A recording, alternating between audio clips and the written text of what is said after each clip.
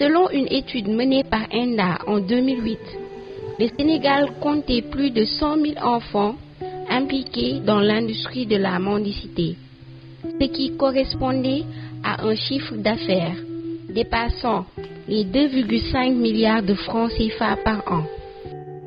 Dans la région de Dakar, 30 000 enfants, c'est quand même mendiants, ça veut dire, qui sont arrachés de leur famille, sans soins parentaux, qui vivent dans une extrême misère et qui sont obligés de rapporter tous les jours de l'argent, qui pose la relation de traite humaine. Parce que quand on vous oblige à rapporter de l'argent, on établit une relation de servitude. C'est une relation, à la limite, je pèse mes mots, esclavagiste. Le contexte actuel de la situation des talibés avec le Covid-19 les rend plus vulnérables, car ils sont séparés de leurs parents, de leur famille et totalement dépendants de leur dara et de leur maître.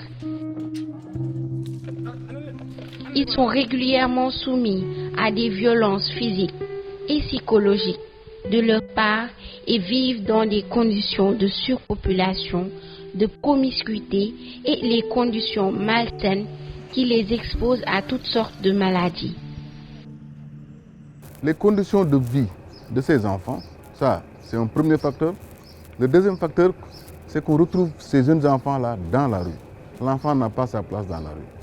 Le Sénégal n'est pas le seul, tous les pays de la sous-région sont confrontés à ce problème de la mendicité.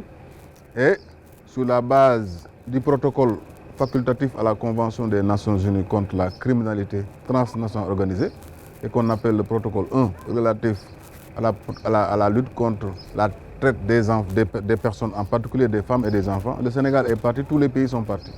Et dans cette convention, on demande aux États de lutter contre ces formes d'exploitation des enfants.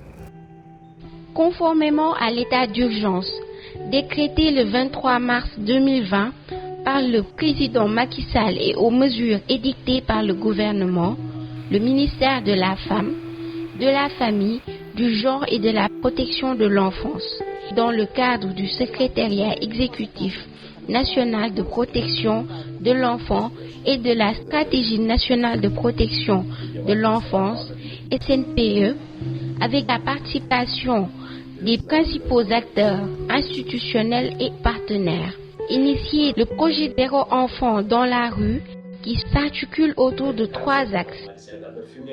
L'organisation diligente du retour volontaire des enfants au sein de leur famille d'origine, avec un accompagnement des parents qui s'engageront pour faciliter leur réinsertion. La conduite des opérations de retrait des enfants en situation de rue en vue de retirer les enfants exposés au Covid-19 et leur placement dans les centres d'accueil pour enfants pour une meilleure prise en charge, le temps de rechercher leur famille d'origine et d'organiser leur retour.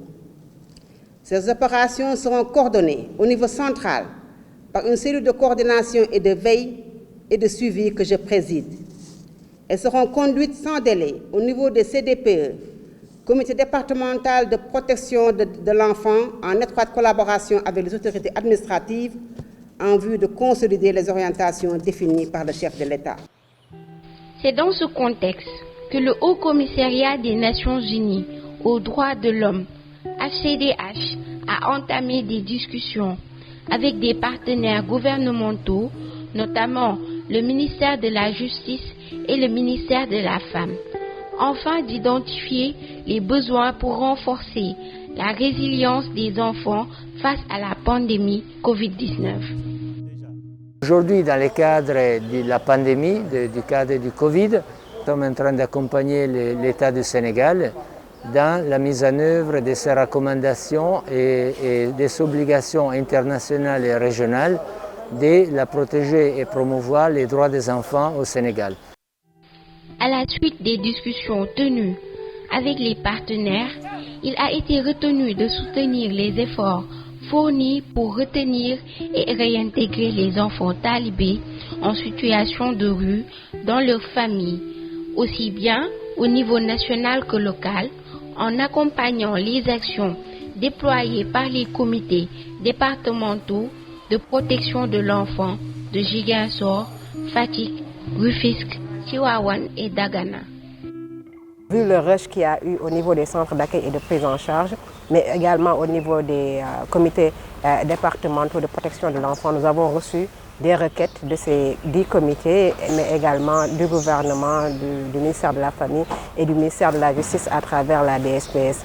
Et nous avons, avec l'accord du partenaire, redéployé certains fonds, surtout qu'il y avait déjà des fonds qui étaient prévus à ça. Pour ça, nous avons pris ces fonds-là pour constituer l'appui sur la base des requêtes que nous avons reçues. Grâce au projet d'appui à la protection des enfants victimes de violations de leurs droits, PAPEV, un budget de $70 000 américains a été mobilisé sur les fonds disponibles pour répondre aux besoins exprimés par les partenaires centraux et locaux. C'est encore plus urgent et c'est la raison pour laquelle, d'une façon exceptionnelle et d'une rapidité extraordinaire, nous venons de donner tous ces dons, plus de $70 000 à l'État du Sénégal pour soulager les enfants qu'on a retirés de la rue, qui sont dans les centres d'accueil avant d'être remis à leur famille d'origine. C'est un appui qui va direct au Covid-19. Donc vous savez très bien que beaucoup d'enfants ont été retirés et placés au niveau des AMO et des centres de sauvegarde. Donc cela fait une forte demande pour l'État, donc cet appui est arrivé au bon moment. La contribution de PAPEV porte essentiellement sur 2 dimensions. L'accompagnement des enfants reçus dans les structures d'accueil, centres et DARA, afin de les préparer au retour dans leur famille. Des kits d'approvisionnement sont mis en place pour aider les enfants à réintégrer leur famille. L'enfant qu'on retire de la rue avec ses habits sales, habillé de haillons, sales, on lui permet de prendre sa douche, on lui donne d'abord une serviette. On lui permet de prendre sa douche, on lui donne un trousseau de toilette avec une brosse à dents, une pâte dentifrice, un gant de toilette, du savon. Et après son bain, on lui donne des habits propres. Et on l'oriente vers une chambre où il y a un drap déjà, un matelas avec un drap dessus. Et on lui dit, voilà là où tu dois passer la nuit. Imaginez le bonheur qu'on donne à un tel enfant. Et le temps que l'enfant soit stabilisé et qu'on fasse la recherche de famille, eh bien on prépare le retour de cet enfant-là en famille. Le Haut Commissariat des Nations Unies aux droits de l'homme qui nous a appuyé à hauteur d'un peu plus de 3 millions en kit pour réintégration des enfants qui sont retournés, en kit d'hygiène, en nattes. Donc vraiment, il y a toute une panoplie d'éléments permettant à une réintégration des talibés qui sont retournés aussi, en même temps aussi de consolider les daara modernes. Le PAPEV est un projet régional qui couvre 6 pays, le Sénégal, le Mali, la Guinée-Bissau, la Gambie et le Niger. Nous nous sommes rendus compte qu'on ne peut pas adresser la problématique de la mendicité, la maltraitance et de la mobilité des enfants sans l'adresser sous un angle sous-régional. Et dans ce cas, nous travaillons en parfaite collaboration avec la CEDEAO à travers le centre de la CEDEAO pour le développement du genre.